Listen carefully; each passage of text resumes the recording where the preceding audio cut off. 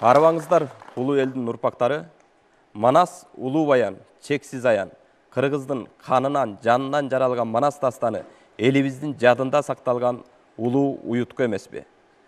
Биз улуу эпосту сактоо, барктоо жана кийинки муунга өткөрүп берүү жөнүндө айтып келебиз. Манаска душмандык кылып көз арткандар, бузукулук кылып сөз айткандар кайсы мезгил болбосун болуп келген.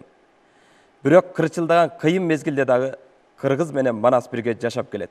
1952 жылы июнь айында Манас эпосуна арналган илимий чоң конференция өткөн. Илимий конференцияда жетектечи бир гана суроо коюлган: Манас эпосу элдикпи же элдик эмеспи деген. Тарыхтагы тартыш тууралуу бүгүнкү темабызда кеп козгомокчубуз. Тарыхка кайрылган талкуунун коноктору менен тааныштырып өтсөм. Белгилүү мударис, философия илимдеринин доктору Кусейин Исаев агабыз келген. Жана ошондой эле Манастануу институтунун жетекчиси Топчуек Тургуналиев агабыз келген. Белгилүү манасчы, филология илимдеринин кандидаты Таланталы Бакчиев агабыз келген. Дагы бир филология илимдеринин кандидаты Нуржан Нарымбаев эжебиз келген. Белгилүү коомдук ишмер Дөөлөт Нусупов агабыз келген. Бактөлөт коомдук фондусунун жетекчиси Мелис Мураталиев агабыз келген. Кыргыздын атадан калган тай тебиш өнөрүн кыргыз элине жеткирип келаткан Кубаныч Тезекбаев агабыз келген. Дагы бир коомдук ишмер Садыр Атамкулов агабыз келген. Белгилүү журналист эжебиз Айганыш Сапарбаева эжебиз келген. Жана ошондой эле кыргыз элинин улуу өнөрүн даңктап, кыргызды таанып келаткан агабыз Абдымамбет Сариев агабыз келген. Жана ошондой эле Манас эл коомунун мүчөлөрү, ага элечек энелерибиз келген. Кош келиңиздер.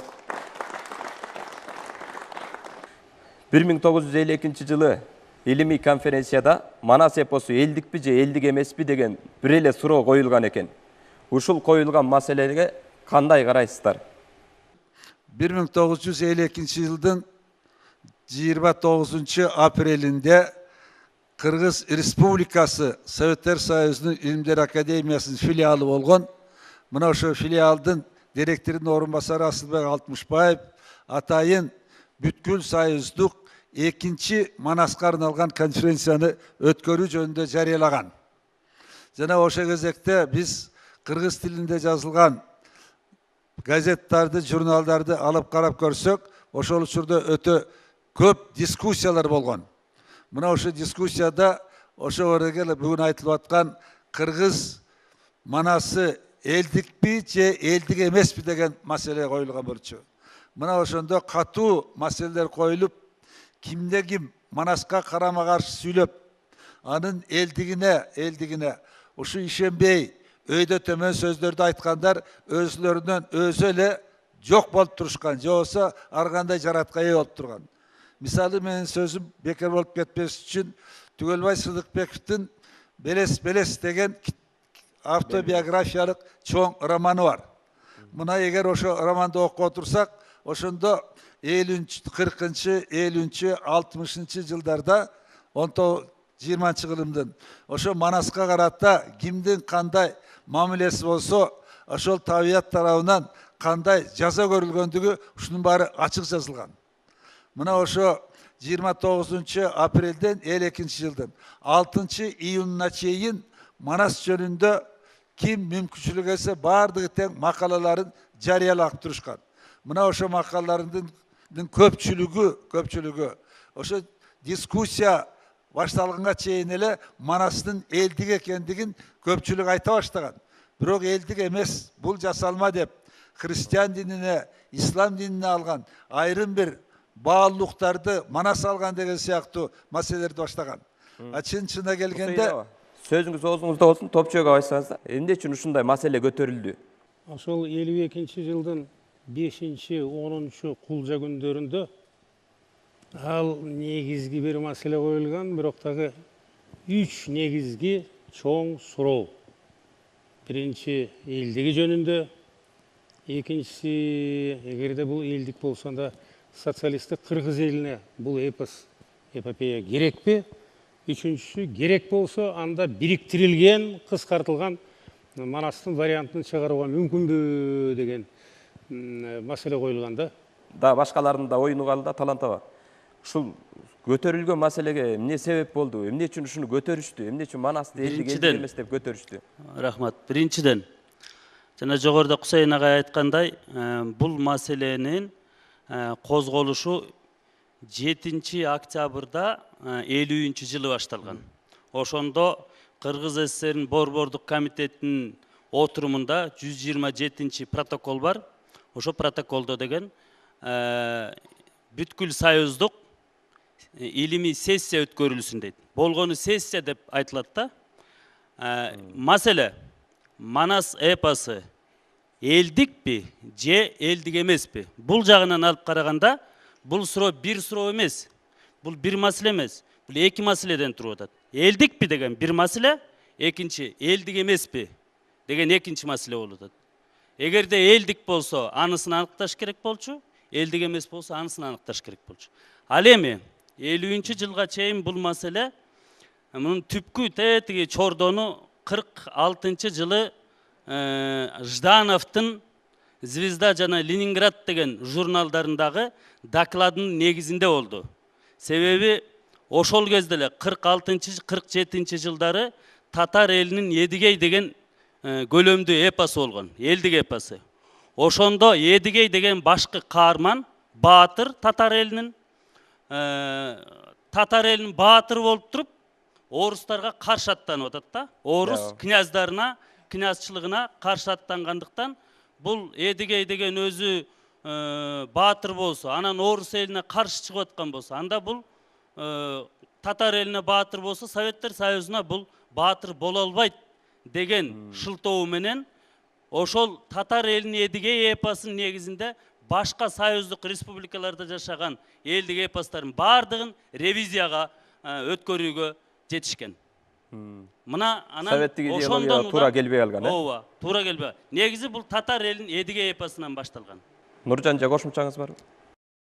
Жогоруда айтылган агайлардын талантталын пикирине кошулсам, ошол бул элдикпи элдик эмеспи деген суроо коюлуштун өзү да азыркы биздин көз караштан алганда бул өзү парадоксалдуу да, парадоксалдуу нерсе. Кантип ошол эл жараткан чыгарма эмне үчүн элдик болбош керек? Мисалы, эпос деген сөзгө элдик деген сөздү кошуп айтуунун өзү дагы мындай парадокстуу да, анткени эпосту эл жаратат да. Ал эми азыр өзүңүз туура белгилеп кеткендей, бул советтик идеологиянын немеси кесепети тийген да. Ошон үчүн мисалы бул бир эле таланталы айтып өткөндөй, бул чындап эле ошол Тамай айтты, ревизия болгондо ошол баардык эпостордун баарын текшерип, анан ошонун ичинен анан пантүркүстүк биздин Манастын бул жердеги мүнөзү дагы бир асылганы бул пантүркүстүк, пан-исламдык, анан пантүркүстүк деген шылтоо менен ошол советтик идеология туура эмес деп, анан ошону жоготкулары келген да. Бул негизи эле советтик идеологиянын кесепети болгон. Дөөлөт ага кошумчалайсыз. Маселенин негизи көтөрүлгөн туура эмес болгондо, бул элдикпи элдик эмеспи дегенчи, эмне дегенде бул элдик, бул Манас, бул ооз-эки чыгарма, бул элдик. Ошол эл уккан үчүн, ошол эл сүйгөн үчүн ушуга чейин сактап канча кылымдан бери айтылып келатат. Бул деген Манас деген жөн эле айтылбайт, бул деген аян менен берилгендерге касиеттүү адамдар айтып келип атат. Ошол эле маалда мунун өзүнүн таасири, өзүнүн немеси күчтүү болгондо. Ошол эле учурда 40-жылдардан тартып 48-49 жылдарга чейин орус элинин баатырлары тууралуу же болбосо аскер башчылары тууралуу Нахимов, Иван Грозный, Сусанин сыяктуу баатырлары тууралуу деген байма-бай кино тасмалар тартылып, жана ошондой эле чыгармалар жазылып келген да. Башка ушу улуттарга салыштырмалуу болгон да. Ошол себептүү мындан бир жыйынтык чыгарса болот, орус центризм саясаты жүрүп турган да. Дагы бир экинчи суроо болуп атат. Ушул конференцияда доклад жасагандардын айрымдары Манас эпосундагы өзөктүү окуяны алып туруп, анан Манастын өзүнө каршы койгон экен да. Мисалы үчүн Чоң Казаттагы окуяны Манас баскынчы катары көрсөтүшкөн. Ошол убактагы ошол көрсөткөн окумуштууларга кандай баа берет элеңиздер? Манас эпопеясынын баардык бөлүктөрү жок деген үчүлтүгү толук которулган эмес Кыргызга. Айрым гана үзүндүлөрүн которуп, анан бүтүндөй Манас жөнүндө анан кийин чуулдашып сөз кыла берген да. Ал эми мындай чындыгына келгенде Көкөтайдын ашында ал кыргыздар эмес, байгенин бүт бардыгын тооноп, талап, анан кыргыздардын аркы жактагы bir катар жоокерлерин уйпалап, анан кийин чыныгы чатак чыгаргандар ал Коңурбай жолойлор болгондо. Аларга көңүл бурбай эле ошол деги Манас өзү мындай турбайбы, баскынчылык идеялары бар экен деп атайын доомат коюла берген да. Бұл идеологиялық улуттук баалуулуктарга каршы күрөштөр болгон. Ошол ушул убакка чейин изилден элек. Мына 1913 жылы Манас жана саясат деген чоң монография чыккан, 300 бет. Мына ошол монографияда үстүрт болсо дагы изилденген ушул маселе. Biz bu meseleni жалпы журтка телевидение аркылуу чыгарыш үчүн дегенде ошондой китептерди элге жайылтышыбыз керек жана окутушубуз керек. Эгерде биз бүгүндөн баштап кыргыздын мектептеринде жаштарыбызды окута турган болсок, биз дегенде Манастын табитин ал каяктан чыккан, теңири менен үчүн байланышып атат, эмне үчүн Манас деп келген учурда кыргыздар кандай гана согуш болбосун жеңишке ээ болгон.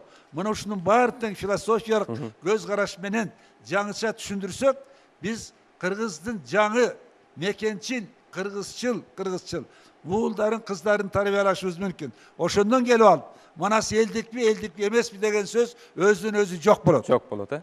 Рахмат агай. Абдымамбет агай, сиз оюңузду айтсаңыз. Бул боюнча биз мурда үзүк кылып окуп жүрсөк, Адабий Айкаш деген Кеңешбек Асанаевдин китебинде да бар, башка эскерүүлөр да болгон. Бирок мындай китеп жөнүндө да айта кетишибиз керек. Ушу 1000 тираж менен чыгыптыр, Топчубек Тургуналиев аксакалыбыз ушуну чыгарды. Бул жалпы кыргыз элине жеткен жери жок бул. Бул 1000 тираж менен чыкты. Мен да бир жерден эптеп таап алганмын. Бардыгына деле жете берген жери жок. Ошон үчүн азыркы биздин сүйлөп аткан сөздөрүбүздү көпчүлүк маса түшүнбөйт 52 жылдагы. Айрым газеттик макалалардан тигиндей мындайлардан гана окубаса, мондай биздин адабиятта кеңири чыккан эмес да мына. Топчубек Тургуналиевич мына китепти чыгарганыңыздар үчүн сизге өтө терең ыраазычылыгыбызды билдирип коюшубуз керек. Анткени мына ошондон бери чыкпай жаткан китеп чыгарып бизге окшогон окурмандарга тартуулап атат да.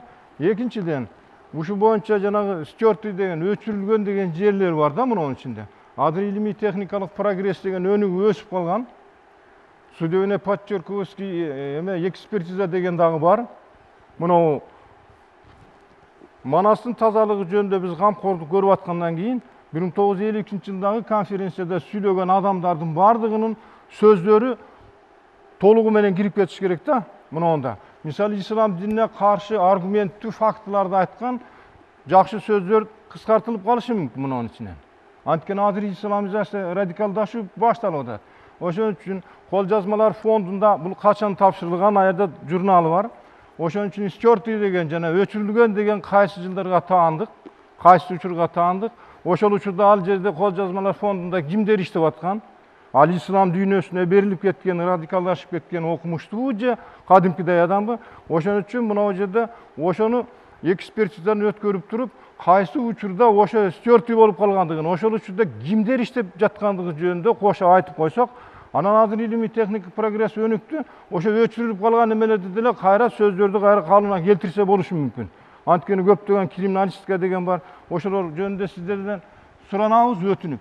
Ушулардын баары толук кирип кетсе, ошондо окумуштуулардын, докладчиктердин айткандары баары толугу менен кирип кетсе, ошого акча деле аябай лабораториядан өткөргөнгө, ошо бойдон толугураак эме кылып кетсе жакшы болот. Мен берип аткан суроо боюнча да Манастагы ошо жүйөлүү эмеспи ичиндеги окуяларды алып туруп, анан Манаска каршы койгон ушу тууралуу айганча айтып өтсөңүз.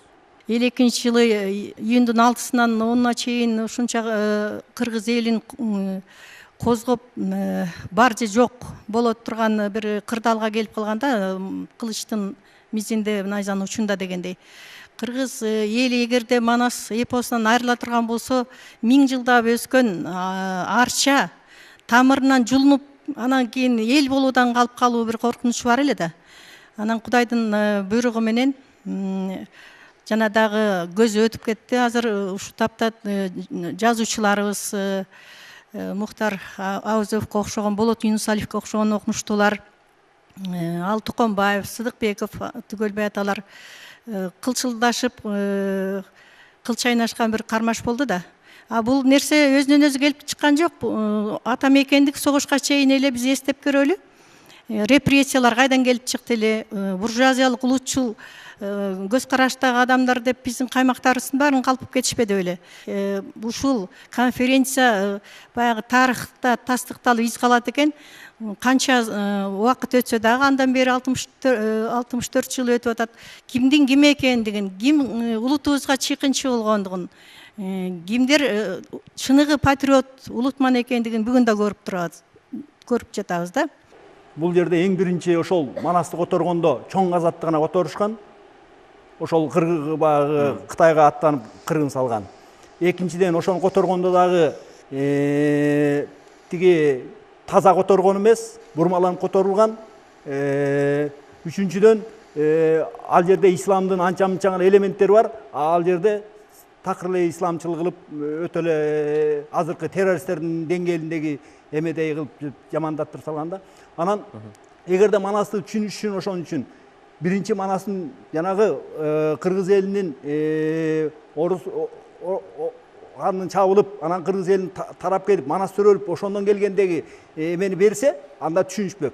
Булар ошол чоң казатты гана баштап ушудан берген да. Бул 4-үнчү этаптагы Манаска каршы чабуул болчу.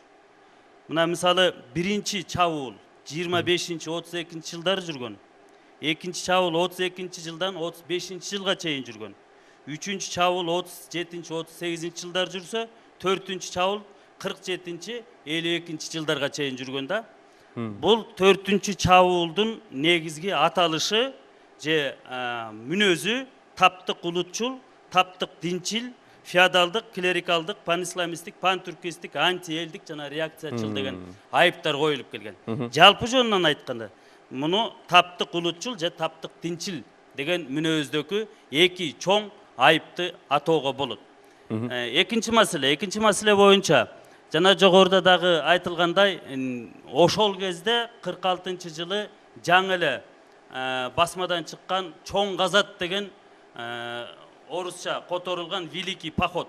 Окумуштуулардын дээрлик көпчүлүгү өзгөчө сырттан келген окумуштуулар, Ташкенттен келген, Ленинградтан жана Москвадан келген окумуштуулардын дээрлик бардыгы Валитова менен Богдановадан сырткары. Бардыгы деген ошол Великий походко кайрылган. Ошол Великий походдун негизинде анан ой жүгүртүп, анан өзүнүн илимий баасын берген. Ал эми ал окуя. Ошол кезде негизги вариант болуп эсептелинген Сагынбай Орозбаковдун варианты болчу. Сагынбай Орозбаковдун вариантынын негизинде ошо чоң казат которулуп атат. Тарловский, Липкиндер, Пеньковскийлер. Ал эми ошол чоң казаттагы Сагынбайдын айтуусундагы вариант негизинен диний элементтерге мол, жана анча-мынча деп, анча-мынча эме эле, аябай эле мол жыш болчу. Ошондон улам жана каршы пикирлер жаралып атат да, исламчыл, пан-исламчыл деп айтылып атат. Туура пан-исламчыл элементтер ого эле көп болгон. Сагынбай атабыздын небереси отурат бул жерде эже. Сиз да оюңузду айтасызбы? Ооба, убагында даятамды да аябай куугунтукташкан себеби ошо 22-жылкы биринчи ким талант айткандай биринчи этапка даятам туш болуп калган. Аябай куугунтуктап качып жүрүп, чындыгында Ибрай Абдрахмановдун аркасынан жазылып калган. Эгерде куугунтуктабаса, көпчүлүк нерселер жазылмак. Куугунтуктаганына карабай, ушу биздин түпкү ата-тегибизге чейин жеткиргенине ыраазы болуп отурам. Жана Москвадан атайын тапшырма менен келген илимий десанттар, Барабков, анан Климович баштаган жана бизден кошулган көз камандар тууралуу айтып өтсөңүздөр. Манаска каршы чыгып, жанагындай тикеси менен тик туруп Манасты жок кылабыз элдүүлүгүнөн дегенчи. Алар өз ыктыяры менен келген эмес. Мен дагы бир жолу айтайын, бул өзү коммунисттик партиянын идеологиялык атайын багыты тапшырмасы болгон. Бул бир. Экинчиси, ошол Москва жибергендердин арасында дагы экиге бөлүнүп кеткен. Тиги Кремлдин тапшырмасын ушунчалык так аткарган, Кремлге кошомат кылгандар ошол Боровков менен Климович болгон. Боровков ал Өзбекстандын Илимдер академиясынын мүчө корреспондент болгон, Климович ошол Москвадан. Ал эми жана Валитова деп айтып кетишти. Биз бул 52-жылдан мурдагы жылга чейин Илимдер академиясынын кампасында саргайып жаткан экен да бул. Анан мен аны өз пулума көчүрүп алгандан кийин биз 1 жыл текшердик. Тигилиним туруп айтат, ал кезде кагаздары саргайып кетиптир. Анан жана машинкага баскандардын көпчүлүк жерлери араң зор кокулат, кээ бир жери таптак кокулбайт. Анан бирок сен айткандай биз экспертиза дегенде дагы үлгүргөн жокпуз. Менин оюмча экспертиза дагы калыбына келтире албайт эле. Ал эми токотор жери ошол биринчи чоң баяндаманы ошол Боровков жасаган. Ал эметкенде эле ошол бул өзү элдик чыгарма эмес деген негизги тезисти айтканда, бул элдик чыгарма эмес. Булар айткандай ошол пан-түркистик, пан-исламистик тиги карындашым айткандай чындыгында дагы ал жалаң эле улуу гений Сагынбай бабабызда эмес. Мисалы Шапак Рысмендиевдин манасын окусаңыз, ал кезде дагы ошол тиги манас үйлөнгөндө тиги Бухарда зордук, зомбулукка салган бир топ мотивтери бар да. Биз эми бүгүнкү күндөгү көз караш менен аны айтпашыбыз керек. Ал ошол 40-50 жылдардагы жалпы идеологиялык аура кандай болуп турат эле, элдин түшүнүгү кандай болуп турат эле. Мына ошолорду эметишибиз керек да. Анан кийин мен бир нерсени айтып кетейин. Ал 20-жылдары, 20-жылдан 26-жылга чейин тиги Сагынбай бабабыздын артынан 4 жыл иштеп жүрүп, адегенде Мифтаков, андан кийин Ыбрай агай жазган. Анда ал киши куугунтукталган эмес, кийин куугунтукталган ал. Москвадан атайын тапшырма менен келген Боровков, анан жанагы Климовичтерге кошулуп, биздин өзүбүздүн Манаска бузукулук кылгандар ошол кимдер болгон? Шу маселе боюнча бир эки маселени айтайын деп атам. Биринчиси, ошол конференцияда, илимий конференцияда чоң бурулуш жасаган Болот Мураталиев жана тиги казак, биздин улуу казагыбыз Авозов болгон. Ал суроого келебиз. Биз ага кайрылып келебиз. Аны берем ал суроону. Азыр биринчи жана бизден каршы чыккан, кимдер каршы чыккан, ошону эле айтып коелу. Каршы чыккандар жөнүндө айтпадым. Тиги топчукем азыр айтып берди. Москвадан атайын даярдык менен келишкен. Мына ошолор эметип. Биздин өзүбүздүн ичибизде да колдоп тургандар болгон да, туура? Бизден колдоп тургандар. Азыр биз барына кайрылабыз. Кимдер колдогон, кимдер? Кошулгандар Давлеткелдиев болгон. Жакишев болгон. Балтин деген болгон педин институтундагы доценти. Ал Нуров болгон. Ал эми тиги ушул күнгө чейин Самагановду ошо суроо берип, оозунан алласы чыгып калган, тиги Разаков суроо берип атып. Сиздин пикириңиз кандай дегенде эчтеке айта албай калган да. Бул пикир боюнча. Ал эми илимде ушул күнгө чейин туура эмес бир капталдап кеткен пикири бар да, дөкө. Муну айтып коюшубуз керек эл журтубузга. Көпчүлүк айтат, бул ошо 52-жылы Манасты сактап калгандардын ана башчысы тиги Авоз болгон. Андай эмес. Ага кайрылып келебиз. Ал эң биринчи тиги Болот Юнусалиев болгон да. Жанагы жакшылыкка жанашып, намысты бирге талашып, туу түбүндө турган, ал ошо жактан сырттан келген күчкө каршы Манас үчүн туруп бергендер кимдер болгон? Салымын кошкон талаш жок. Бирок кимдер туруп берди эле ошо? Кыргыз үчүн, намыс, Манас үчүн туруп бергендер. Конференция учурунда жана конференцияга чейин 1952-жылдын февраль айынан тартып июнь айына чейин 450 макала жарыяланган гезит беттеринде. Советтик Кыргызстанда, анан Советская Киргизияда. Оң терс макалалары. Оң терс пикирлер айтылган да. Байма-бай, мына айтып атпаймынбы, 400дөн ашуун макала жарыяланган.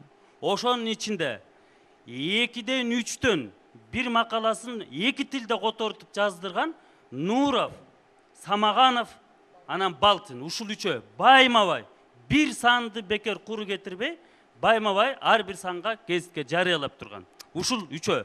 Албетте, муну мындай алып караганда Бул мамлекеттин атайын бир заказыбы дейин дейсиң да, деп ойлойсуң. Бирок аларга карама каршы ошол эле учурда Түгөлбай Сыдыкбеков, Кубанычбек Маликов, Ал Токонбаевтер, булар дагы Жакишев, булар дагы өз пикирлерин, албетте, булар жактап Манасты. Бул элдик чыгарма деп жазып атат да, жазып атышат. Мына ошол конференцияда деген Мухтар Абуозов өзүн аябай ошол эле учурда тиги Болот Юнусалиев да экөө бирин-бирин мындай коштоп сүйлөшкөндө өзгөчө Болот Юнусалиев мындай айтып атат да, кызык дейт. Силер мына жогоруда Боровков баш болуп, өзүнчө бир топко бөлүнүп алып, силер бир жактуу жамандап атасыңар Манасты, анын терс сапаттарын, терс жактарын көрсөтүп атасыңар. Ал эми Түгөлбай Сыдыкбеков баш болгон бир жаат өзүнчө Манасты бир жактуу гана мактап атасыңар. Силердин бул жерде илимий калыстыгыңар жок деп өзүнүн баасын берип атат. Калыс айтылбай атат конференцияда. Оң жагы терс дагы сапаттары же мүнөзү мазмундагы элементтер айтылыш керек болчу. Бул илимдин өзүнүн тартиби да ошол. Илимдин өзүнүн максаты да ошол, озыйпасы ошол. Топчуке мына сиз китебиңизде жазыптырсыз. Болот Юнусалиев аксакалга тарыхый там берүү керек дептирсиз да. Чындап эле ошо сырттан келген күчкө ошондой туруунун өзү арты түрмө, аягы өлүм экенин ал киши билген. Бирок билсе дагы ошол туу көтөрүп туруп берген. Ушу Болот Юнусалиев атабыз тууралуу айтып өтсөңүз да. Болот Юнусалиев ал бир нече тарапта илимге эбегейсиз зор ополтоодой салым кошкон киши. Ал эми Манас илимине негиз салгандардын бири болгон. Ошондуктан бул бир жагы, экинчи жагы мен ал кишини бир жолу көрүп калдым, бир эле жолу. Бир 5-6 саат көрдүм. Ал киши өзүнүн мындай турмушунда жибектей созулган ушунчалык бир интеллигенттүү адам болгон. Ал эми конференцияга келгенде мен айтар элем, бул улуттук баатыр катары, улуттун кызыкчылыгын сактап калган, биздин улуу гений Манасыбызды сактап калган кишилердин топ башчысы, ушунчалык тартынбай. И үчүнчүсү, бул кишини кийин Усубалиевдин учурунда ушунчалык куугунтуктаган, дарай кызматтардан алынган. Ал кишине ден соолугуна ушунчалык катуу зыян келгенде, ошого карабастан аны билгем. Ал заманда мен айтып коеюн, Москванын өкүлдөрүнө, Москванын өзүнө гана эмес, Москванын өкүлүнө каршы чыккан ал өзү түрмө менен, сот менен өлүм жыттанып турганда, ошого карабастан туруп, ал киши кыргыз үчүн, Манас үчүн бүтүндөй өмүрүн сайган адам болгон да. Мына могул китеп ошол 58-жылы чыккан ушунун эмесинде бул кишинин 22 бет макаласы бар. Эми бул макаласы эми шумдук. Азыркы кездеги илим посттордун айрымдагы ошол Болот бабабыздын ошол 50-жылдардын аягындагы деңгээлиндей биз жаза албайбыз. Муну оюнга алыш керек. Экинчиси, ошол бириктирилген, кыскартылган вариантты чыгардың деп кийин абдан куугунтуктап атпайбы? Ал ошол 58-60 жылдары жанагы үчүлтүктү толугу менен чыгарганда, бул киши жөнүндө биз мындан кийин дагы мындай айтып, ошол Манастануу билимине, илимине негиз салгандардын бири улуу адам катары бул кишини айтып жүрүшүбүз керек да. Мелиса ушуга кошумчалап айтасыз. Бул жерден жогорудан бери айтылып аткан баардык пикирлерди, ойлорду мындай иликтеп отурсам, бир чоң мындай бир жыйынтык өзү эле көрүнүп чыгып атат да. Ар дайым адамзаттын тарыхында согуштар болуп келген. Элдер бири-бирине үстөмдүк тургузгусу келген да. Ошондой эле кыргыздын да жолунда өйдө төмөн өтө көп болгон. Мына падышалык Россияга кошула калып, андан да бир топ жабыр тартып, андан кийин советтик бийлик орногондо мына эми жарык жашоо келет экен деп илгери үмүт менен дагы ошол мамлекеттин өнүгүүсүнө да бир топ салым кошкон кыргыз элибиз. Бирок ошентсе дагы көрсө советтик идеология бул жерде баягы интернационалисттик багыт алгандыктан бул жерде улуттардын өнүгүшүнө бөгөт коюлуп, негизгиси бир Советтер Союзунун жараны же болбосо советтик адам деген бир идеология күчтүү басымдуулук кылганда, ошол жерде мындай улуттук деми күчтүү болгон, улуттук көрөңгөсү бай болгон мындай анча мынча нерселерге баш ийбеген анын катарында кыргыз да бар болчу. Ошондой элдерге атайын багыттуу жана агайлар айткандай тапшырма иретинде бет алдырган бир саясат жүргүзүлгөн да. Ошонун бири, ошонун эң таалуу маселеси деп ошол Москва тараптан каралган бул биздин Манасыбыз болчу. Себеби Манас бул кыргыздын жүрөгү болуп атпайбы? Жүрөгүн алгандан кийин калганын аркысын этап менен же болбосо утурумдук кийинки маселелер менен жүрүп отуруп кыргызды майдалатуу бул өзүнчө бир программанын негизинде болгон. Себеби ошо Советтер Союзунун негизин түптөп кеткен Лениндин дагы баягы чыгармасында биз Союздун билимин алып калдык да. Ленин деп баягы Советтер Союзунун идеологиясын жазган адамдын эмгегинде көрсө кийин табылып атат архивде жазылган мындай катылуу же болбосо мындай ачык айкын берилбеген бир маалыматтык программаларда ошондо турат. Советтер Союзунун түптөп советтик адамды тарбиялаш үчүн а дегенде ошо улуттук мүнөзгө мындай улуттук мүнөздү калыптандырган бай, күчтүү жанагы улуттук көрөңгөсү күчтүү элдердин санына эмес, санына карабаш керек. Алардын ошо көрөңгөсүн жоготуш керек дейт. Эң биринчи тил маселесинен козгош керек деген, анан экинчи алардын тарыхын алыш керек. Ошондон кийин барып анан ошол элдер, аз сандуу элдер же болбосо жанагындай интернационализмге каршы чыгып аткан элдер акырындык менен баш ийип берет деген бир чоң жыйынтыгы бар экен да. Ошондо карап отурсак, кыргыз эли башынан ошо Советтер Союзуна киргенден бери эми биз союзду жамандай албайбыз. Жакшы жери деле көп болгон. Бирок жанагындай улут маселесине караганда абдан бир багытталган, максаттуу түрдө жүргүзүлгөн бир чоң кыргыздын тамырына балта чапчу иштер болгон экен. Ошонун бири азыр ушул жерде козголуп аткан Манас темасы болуп атат да. Ошон үчүн мындай карап көрсөк, азыр негизги, мына азыр дүйнөлөшүү доорунда ушул маселе 52 жылда кандай маселе курч коюлса, азыр андан кем эмес деп эсептейм да. Эгерде ушуну азыр ушул теманы козгоо менен биз тарыхты козгоп коюп, ушундай болгон экен, тигиндей экен, Самаганов, Нурлар деп атпайбызбы, Нуровдор. Кеп деген бүгүнкү күндө ошол Самагановдор да чыгып атат. Бүгүнкү күндө деле ошол Нуровдор чыгып атат. Мына бүгүнкү биздин талкуудан алып чыга турган жыйынтыгыбыз макул 52 жылы Советтер Союзунда баягы советтик идеологиядан чыгып кете албаган акыбалда ошондо туу түбүндө туруп жанагы Болот Юнусалиевдер кандай кылып Манасты коргой алса, бүгүн биз эч кимге баш ийбей туруп, эгемендүү мамлекет деп, оондо өз алдынча мүчө болуп, өзүбүздүн укугубуз, саясий эркибиз, үнүбүз бар туруп, бирок өз элибизди, Манасыбызды коргой албай аткан учурлар өтө көп болуп атат. Мына азыр дин аалымдары баш болуп, бизде Манасты эмне деп атышат? Мисалы өткөндө эмен интернетте бардык социалдык тармактарда көп эле жүрүп атат. Бул эме аферист болгон, жарымы төгүн, жарымы чын, биягы алып айтып, биягын төгүндөп, биягын мынтип деп, улуу Манас эпоско кыргыздын көрөңгөсүн, философиясын, дүйнө таанымынын өзөгүн камтып турган ушундай биздин касиетибизге, кутубузга ушундай шек келтирип атса, ошону көзөмөлдөгө алган Илимдер академиясы бар, Маданият министрлиги деген бар. Ошол тараптан бирөөүн катып, ай, андай эмес, момундай болуш керек, мындай улуттук белгилердин бири, улуттук касиет, улуттук дөөлөттүн туу чокусу болгон Манаска мамилесин эч ким билдире албай болду. Эгемендүү туруп. Азыр 52 жылды талдап отуруп биз бүгүн сабак ала албасак, анда 52 жылдан жаман акыбалга келишибиз мүмкүн. Мен айтайын деген оюм ушул да. Мухтар Абабезов жарыш сөзгө чыкканда ушул 3 маселени койгон экен да. А дейт, Кыргыз Советине Манас эпосу керекпи же жокпу дейт. Б'сы бириктирилген вариант түзүү мүмкүнбү дейт. В деген варианты, эгер мүмкүн болсо кандай жол менен түзүш керек дептир. Абабезовдун ушул койгон маселеси жана конференцияда жарга такалып калган, туңгуюкка кептелип калганда жарык алып чыккандай болуптур да, даңгыр жолго алып чыккандай болуптур. Ушу тууралуу эмне айта аласыз, Хусейн агай? Мен айтайын деп атам. Негизинен мореги биздин кыргыздардын өтө эле кээ бир маселелерде өтө эле маданияттуу болуп кеткенибиздин. Мухтар Абабезовдун Мурат деген уулу бар. Бүгүн Казакстанда республикалык китепкананы башкарат менимче. 2,5 жыл мурун ошол атасы жөнүндө кино тартып келиптир. Кинонун маңызын ошо 52 жылы Мухтар Абабезовдун илимий конференцияда сүйлөгөн сөзүнүн негизинде тартылган. Ал жерде ошо кинодо Болот Мураталиев жөнүндө бир ооз сөз жок.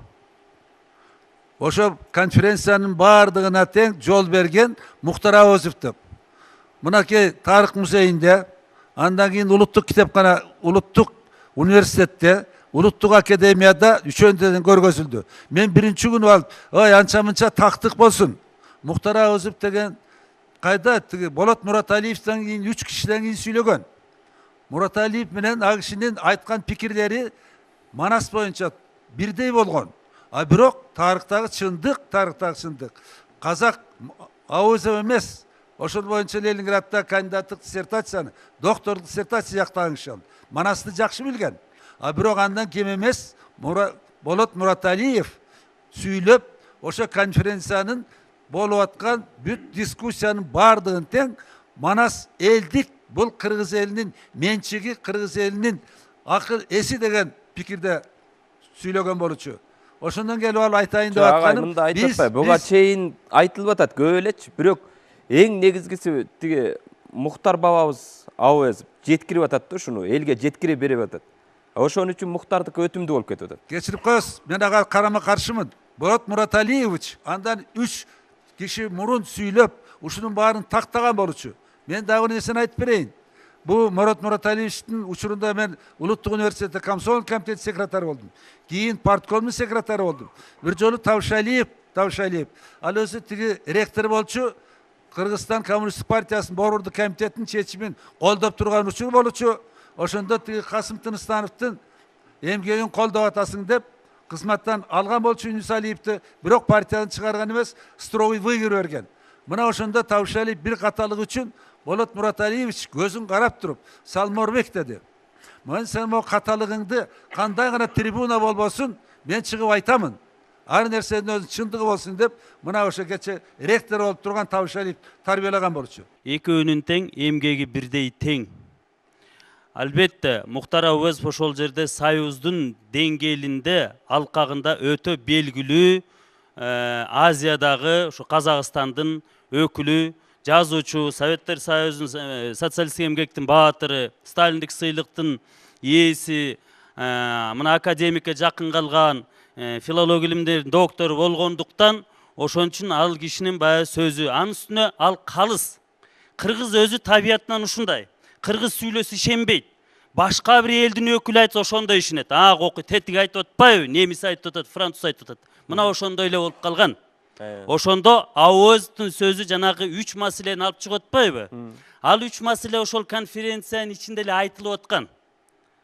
Аздыр көптүр баары эле айтып чыккан. Ошол эле Богданова деле айткан ал маселени. Алтымышбаев деле башында өзүнүн кириш сөзүндө конференцияны баштап атканда ошондо айтып кеткен.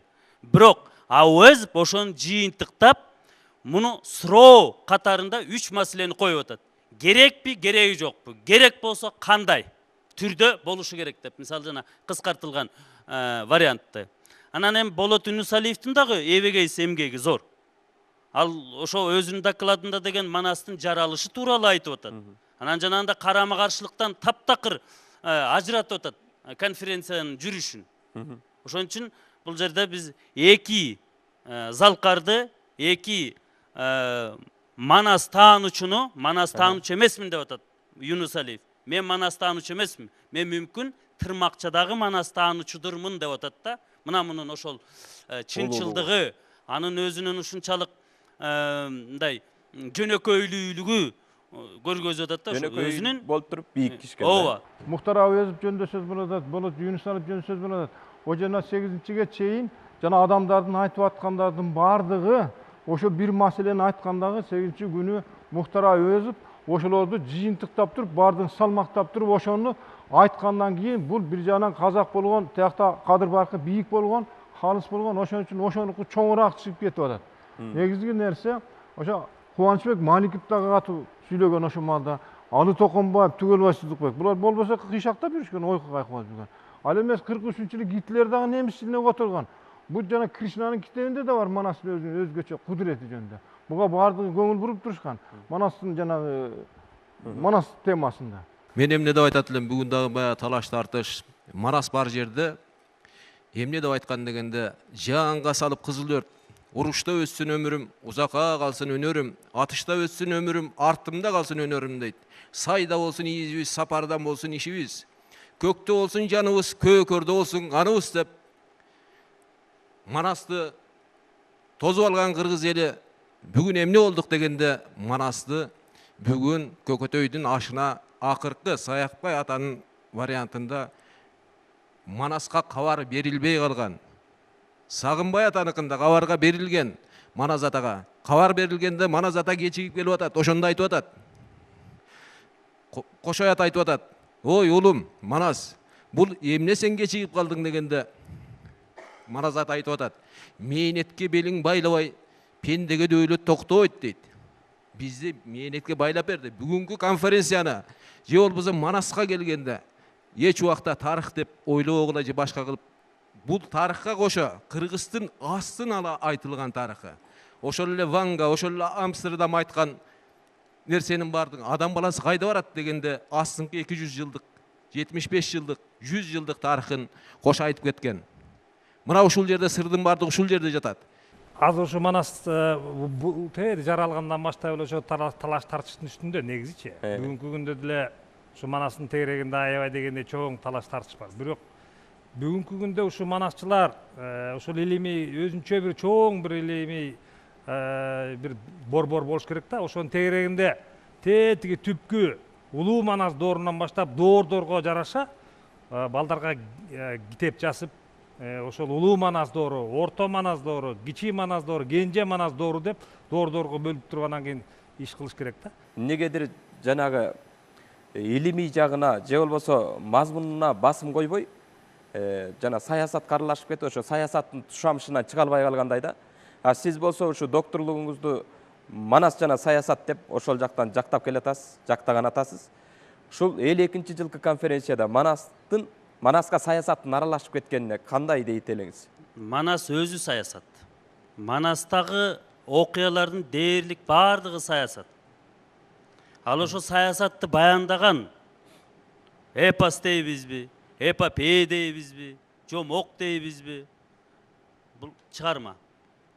Ал эми биздин карап аткан маселебиз ошо саясий режимдердин Манас эпосуна жана Манаска тийиштүү адамдарга, анын ичинде манасчыларга дагы кылган мамилеси болчу. Ошо мамилесин аныктоо, изилдөө, иликтөө биздин негизги максатыбыз эле. Абдымаметова ушу тууралуу айтасызбы? Манаска саясаттын аралашып кеткени 52-нчи жылкы конференция. 52-нчи жылдагы Манаска саясатына аралашып кеткени жана дет, коркут, эдиге жана башкалардын бардыгы жана айтып өттү. Ошолордун таасиринен болгон. Бул деле Кудайдын буйругу менен. Манасты жок кылууга мүмкүн эмес болчу. Коммунисттик партиянын идеологиясы өзүнчө жүрүп турган, жана Ленинград жана Звезда деген журналдарга тыюу салынган өзүнчө токтом чыккан ошол кезде, ошондо жапыр темесин башталгандагы жана кулагын кес десе башын кесе тургандай пайда болгон. Анан жана борбордук комитеттин аткаргандарын айтыш үчүн жергиликтүүлөрдүн жанагы Жээнбай Самаганов, Нуров, Балтин сыяктуулардын бардыгы ашыкча чуркашып, аябай катуу аракет кылышкан да. Ошонун негизинде пайда болгон бuyактан Манасты сактап калабыз деген өзүнчө топ пайда болгондагы негизинен бул тазаланган. Мунун өзүнүн пайдасы болгон. Жанагы Сагынбайдын вариантында ошол учурда пантүркистик, панисламистик идеялар болгон ошонун ичинде. Жанагы Манаста ошол маалда. Бул Кудайдын буйругу менен эки тараптын ортосунда күрөш пайда болду дагы. Нестандартный мен айтып аткандарым. Мурункуларга караганда. Пайда болду дагы Манасты тазалоо келип чыкты ушун менен. Тазаландагы жана кошмо вариант пайда болду. Биз Манасты сактап калдык. О 52-нчи жылдагы конференцияда Разаковдун орду канчалык болду эле? Разаков ишинин бүт бардыгын таштап коюп, ошол кулжа күндөрүндө 5-ден 10-на чейин эртеменки саат 9-дан кээде түнкү саат 10-дорго чейин отурушкан экен. Отуруп кээде укмуш суроолорду берген. Эң негизгиси жанагы Болот Юнусалиевке атайын мамлекеттик тапшырма катары берип, жана бириктирилген, кыскартылган вариантты анан кийин ал киши бир 5-6 жыл бардыгын даярдап, эгерде мен айтайын, анда 58-60 жылдардагы үчүлтүп чыкпайт эле. Ал түгүл ошол кийин чыгарган үчүн Разаковду дагы, Юнусалиевди дагы саясий жактан куугунтуктап, Усубалиевдин учурунда ушунчалык жаман нерселер болгон. Эми ушул 52-нчи жылкы өткөн конференцияга тарыхый кандай баа бериш керек, агай? Албетте, ошондон бери мынакей 90 жылга жакын убакыт өттү. Тигиндей мындай деп баа бериштин өзү туура эмес эле, өзүнүн тарыхый миссиясын ошо коммунисттик партиянын диктовкасын ошол конференцияда аткарылган болчу. Ошон үчүн Манас баш болгон жалпы эле элдик эпосторго, элдик чыгармаларга каршы коюлган болчу. Биз тарыхка кайрылган талкуубузду соңуна чыгып жатып, Нурбек Талантбек уулунун манасына кеп кезегин бермекчибиз. Бир кезде кыргыз кырылган, кырылгандан калганы бири кеткен эренге, бири кеткен тереңге, бири кеткен каңгайга, бири кеткен капкайда. Ошол элден Манас атабыз төрөлүп чыгып, эрежеге жеткенде чачылып кеткен кыркыруу кыргыздын башын бириктирип, бир туунун астына жыйган. Манас туусунун астында бар бололу. Gebes tuunun oyuna, Gin Kaşgar'dın boyuna, El amandın er töştük, Elkesinin toyuna, Ata kesege aytıp, Jalpı jurttun özüne, Jar çakırıp gep aytıp, Jer aldına tüşkönü, 7 жылга толуп тур, жер үстүнө чыкканы 40 күнгө азыр толуп тур. Эргөкөтө жашынан кайрылып келип калган соң, жай-жайына барган соң, бүткүл канды чакыртып, аныктап тойду кылайын, кабарын айтып турайын. Башың аман бар болсо, жер үстүнө бу балам, аныктап ишти кылар деп, кызматында турар деп, болжогону бар элең келтирип кызыгар качан, атаң ойлогону бар элең. Алардын андай таштайлы, ар жагында жалпылган, жана кепти баштайлы, 12 кандын барысы, Мамбет Кожо султаны, Акбай Чегиз султаны, катагандын кошойго, казактардын көкчөсү, көгөңө түктүн бөкчөсү, тарсун таштай актаган, катынын кыздай мактаган, ашынганда бул көкчө, айга чейин бар чеккен, гүйлөнгөндө бул көкчө, күнгө кыргын сал чеккен, жейликкенден эр көкчө, жетиген жакка бар чеккен, эликкенде бул көкчө, эгемден кабар ал чеккен, азыр кызсын күйлөнүп, күпкүп этип сүйлөнүп, эр кошойдун алдында кара тилин капырай, сайрап турду көрдүңбү, калкалдында тайманбай, кайрап турду көрдүңбү, ошо кезде четинен бузуп турду көрдүңбү, эрем Манас бул өзүн башта күндөн эр көкчө, огузуп турду көрдүңбү, ар жагына барганда эл амандын эр төштүк, айтканындай болбоду, 12 кандын ичинде 7 каны желигип, болбой моюн толгоду, кече көпсүнүп калган чагы бар, эр көкөттө жашында, ошондо жагына камчы жеп, чорголоп аккан каны бар, азыр кыздын үрбүнүн араң жүргөн алы бар, оңой менен Манаска алышып алы жетпесин, күрүшүп күчү кетпесин, билип турду көрдүңбү, көйдөнүнө көп акыл, илип турду көрдүңбү, ага дагы болбостон, ону мондо моюн толгостон, божалпыганы биригип, азыр барын иришип, кылмак болду көрдүңбү, кагылайын абаке, эр көкөтө жашында, айткан кебиң бар эле, эр көкөң ашып бүткөндө, моюшу Манас батырды, турайтып куруп алдыңа, салып берем деделең, өзгө жүрөк боорун, жарып берем деделең, айткан кебиң чың болсо, азыр кылган ишиң тың болсо, айтканыңды кылгын деп, убадага тургун деп, андай кебин салганда аксакалы жаркылдап, акырын сүйлөп баркылдап, келтирип кебин таштады. Алайган көзү чолпондой, ай кулагы калкандай, катаганын эр кошой, камык бастан кеп салып, колуңан келсе Манаска кылганыңды кылып ал, колуңан келсе Манастын ичеги карнын жылып ал, кыла албасаң жанагы кысуу жерин кысып ал, деп ошондо кеп салды, келтирип кебин бек салды. Алышкан менен Манаска алыбыз келбейт деп турду. Эсиңерге салайын, кечең акал бакыр кыз муражат, өзүм бойлой койгондо